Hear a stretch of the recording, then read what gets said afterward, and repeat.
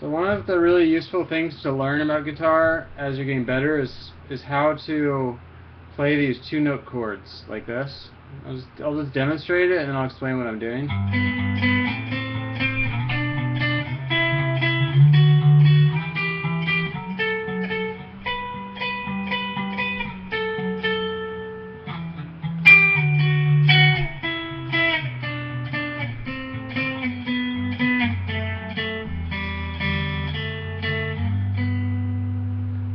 So what I just did is I played all the chords in G major going up to G, back down to G, and then actually down 2 chords and then up to G.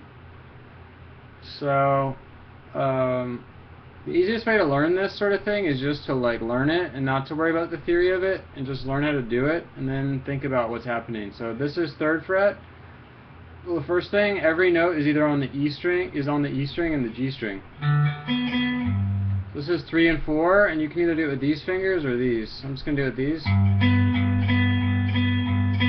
make sure you can do that, and you just pick like this. So 3 and 4.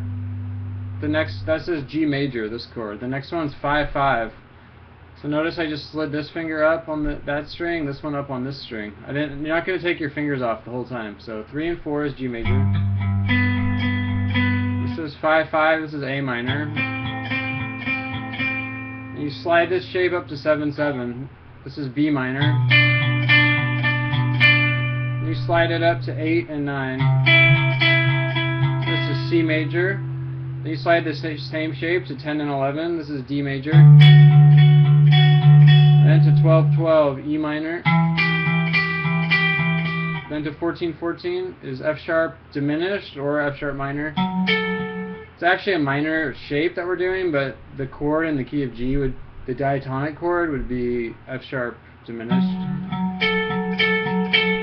And then 15 and 16. And then backwards, 15-16, this is G major. 14-14. 12-12. 10-11. I always say, whenever I say stuff, I always do it from the lowest note up to the highest note. 10, 11, 8, 9, 7, 7, 5, 5, 5, and then 3, 4. And then there's 2 that are so common down here to lower that you want to know them. They're actually repeats of the ones up here. So 2, 2, and 0, 0. So this 2, 2 one is the same as 14, 14. And 0, 0 is the same as 12, 12. So now I'm going to do it saying the chord names, and then I'm going to say the numbers again. Actually, I'm going to say the numbers again, up, up, down, and then the chord name. So this is 3, 4, 5, 5, 7, 7, 8, 9, 10, 11, 12, 12, 14, 14, 15, 16. You could keep going actually, but this is about as far as I would usually go. 14, 14, 12, 12, 10, 11, 8, 9, 7, 7, 5, 5, 3, 4, 2, 2, 0, 0, 2, 2, 3, 4. Now I'm just going to play it and I'll explain what these chords are. So.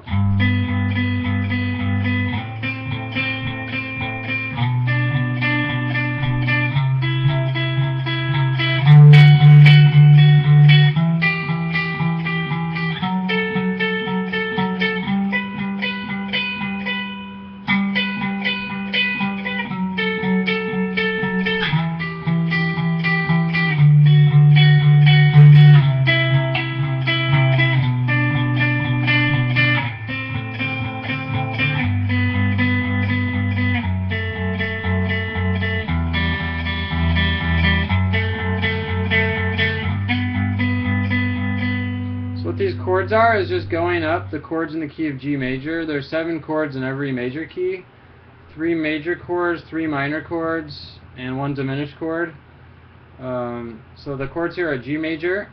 I'll play the bar chords because that's where these are coming from. So G major, A minor, B minor,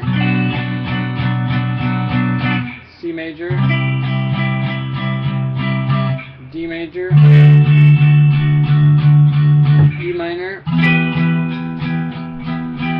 F sharp diminished. You can go like this. It's kind of, I don't really use this chord very often, but sometimes when I do, I'll do a 3-note chord. So what I'm doing is adding the flat 5, that makes it diminish. It's 12. Or it's 11. I'm sorry, it's 14, 15, 14. And then back to G major on 15th fret. So backwards is G major, F sharp diminished. What? Let me do that again. G, E minor, D, C major, B minor, A minor, G, F sharp diminished. You can maybe see it better here. I'm doing 2, 3, 2 on the G string. E minor, F sharp diminished, and G. So major. So one thing people do is they memorize the order of the major and minor chords. So major, minor, minor, major, major, minor, and then right before you get back to the 1 chord, it's diminished, major. So here I'm on the what's called the 1 chord. It's always major, and then the 7 chord's always diminished. The 6 chord's always minor. 5 chords always major. 4 chords always major. 3 chords always minor. 2 chords always minor. 1 chord's always major. Here's the diminished chord. 7 chords always diminished. 6 chord is always minor. Diminished and major. I'm actually going to write that down. Like, people who really want to learn this kind of stuff, you should just write this down real fast. So I'm going to write down the names of the chords and then the scale, the Roman numeral underneath, because that's how they do this.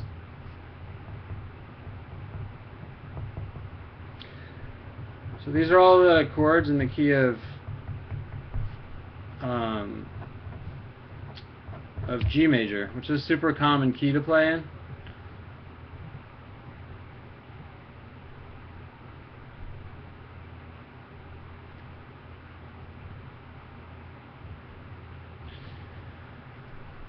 So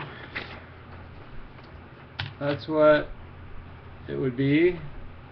So we'd have G with the 1 chord.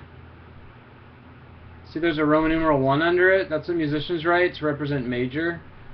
If it's capitalized, A minor is the 2 chord, lowercase because it's minor, B minor, 3 chord.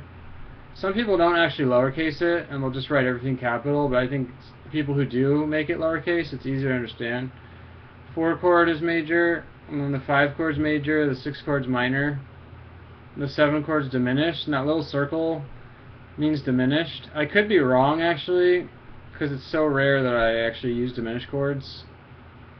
But I believe that's diminished, and if you put a line through that circle, it's half diminished. Which would mean you would add a flat 7 in there. But knowing what these chords are is important. And then, so the way that you can use these shapes is like, let's say you're making up something like with bar chords, and your song was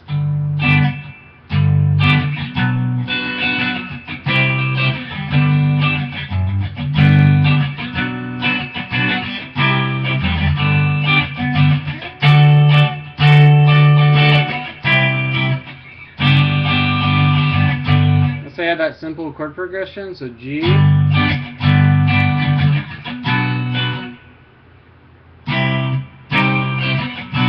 I already totally forgot it was G. I think I did G, B minor, C. And then eventually I went to D.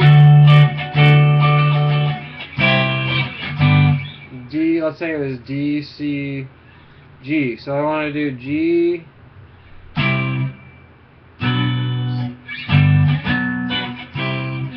Let's say I'm doing G, B minor, C.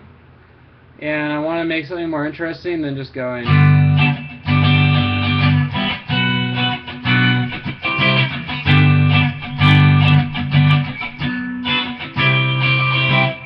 So bar chords are kind of like constrictive because all your fingers are down. You can't do that much. Restrictive, and then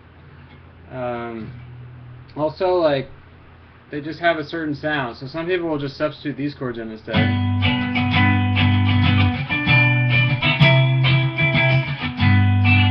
Already the mood is different. It's like more minimalist and it's a little bit sad sounding, especially if you do it slow.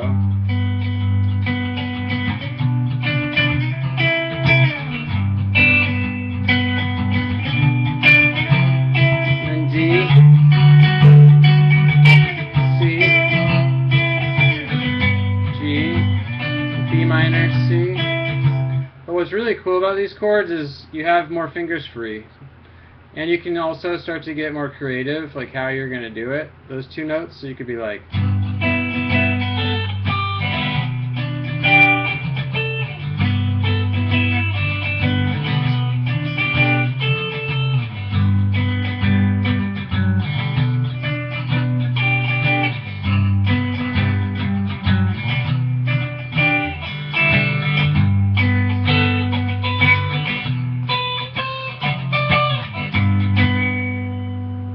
And that was just like off the top of my head, just noodling around. So if you really start like thinking about it and planning what you're doing, you can make up really interesting stuff based on these shapes. And also it's easy to have like a basic chord progression idea that you want to do, and then like add notes in. It's also fun to be like. You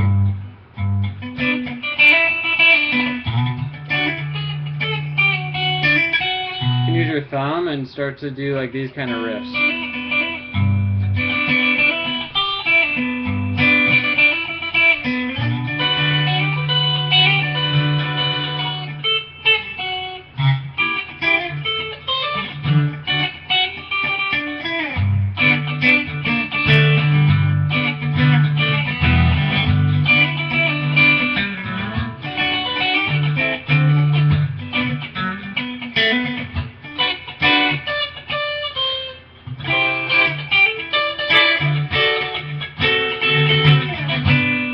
Basically all I'm doing is using my thumb to grab the bass note and then my middle finger, and then I'm like making up stuff like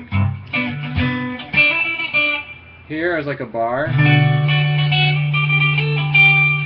here be C,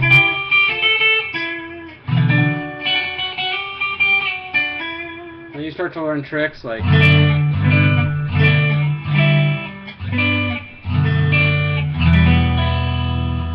Anyways, those are super useful shapes, but the first step is just memorizing that first part, not thinking about all this other stuff, and then once you kind of internalize it, you start to use these.